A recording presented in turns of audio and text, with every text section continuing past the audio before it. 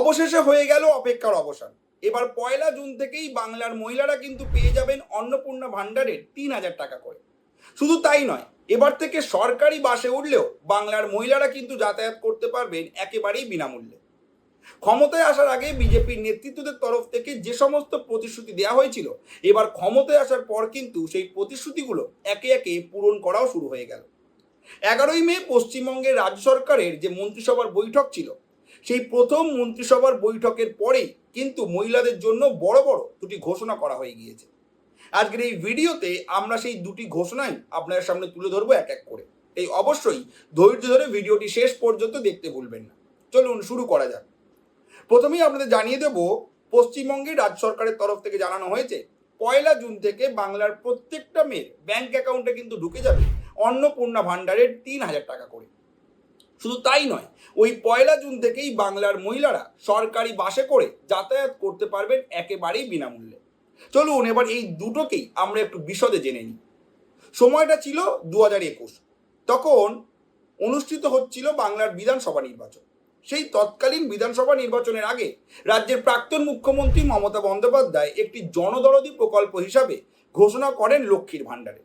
তিনি ঘোষণা করেন যে বাংলার সমস্ত মেয়েদের আর্থিকভাবে স্বাবলম্বী করার জন্য প্রত্যেকটি মেয়েকে 500 টাকা করে আর্থিক সাহায্য করা হবে। তবে এর পাশাপাশি আমরা দেখেছি ভোটের সময় এলেই কিংবা দিন যত এগিয়েছে, সেই টাকার পরিমাণ কিন্তু 500 টাকা করে আজ অনেকটাই বেড়ে গিয়েছে। আমরা যদি 2026 সালের বিধানসভা নির্বাচনের আগে দেখি, তৃণমূল সরকার কিন্তু সেই টাকা আজ 500 টাকা থেকে বাড়িয়ে সাধারণ মহিলাদের জন্য 1,500 টাকা করেছে এবং তপশিলি জাতি ও জনজাতির মহিলাদের জন্য 1700 টাকা করে করেছে। তবে এবার তৃণমূলের এই মহিলা ভোট ব্যাংকে নিজেদের দিকে টানতে তৃণমূলের অস্ত্রকেই আরও শান দেয় বিজেপি। তারা জানিয়ে দেয় যে এবার তারা যদি ক্ষমতায় আসে, তারা 3,000 টাকা করে দেবে বাংলার সমস্ত মহিলাকে, কাউকে বেশি না কাউকে কম না। এবং এই কথা কিন্তু বিজেপির সংকল্প পত্রেও দেখা যায়। আর আমরা দেখতে পাই ভোটের পরে কিন্তু এবার তৃণমূলের মহিলা ভোট ব্যাংক অনেকটাই বিজেপির দিকে শিফট করে। এবং একটা কথা বলাই যায়, এর পিছনে কিন্তু রয়েছে এই অন্নপূর্ণা ভাণ্ডারের 3,000 টাকা। এবার আপনাদের জানাবো দ্বিতীয় ঘোষণা নিয়ে, যেখানে বলা হয়েছে এবার থেকে বাংলার মহিলারা একদম যাতায়াত করতে পারবেন বিনামূল্যে সরকারি বাসে করে। এবার ভোটের আগে অন্নপূর্ণা ভাণ্ডারের 3,000 টাকা মহিলাদের কাছে একটা বিশাল বড় ঘোষণা ছিল, সেটা তো আমরা বুঝতেই পেরেছিলাম। সেই প্রতিশ্রুতি যে মহিলাদের ভোট ব্যাংকে বিজেপির দিকে সুইং করিয়েছিল, সেটাও আমরা বুঝতে পারছি। তবে এর পাশাপাশি সরকারি বাসে মহিলাদের যাতায়াতের ক্ষেত্রে এই বিনামূল্যে যাতায়াতের যে ঘোষণা, সেটাও যে একটা বড় রোল প্লে করেছে, সেটাও কিন্তু অস্বীকার করা যায় না। কারণ ভোটের আগে যতবার নরেন্দ্র মোদী এবং অমিত শাহ বাংলায় সফরে এসছেন, ভোটের প্রচারে এসছেন, বারংবার কিন্তু মহিলাদের এই সরকারি বাসে যাতায়াতের বিষয়টা তুলে ধরেছে।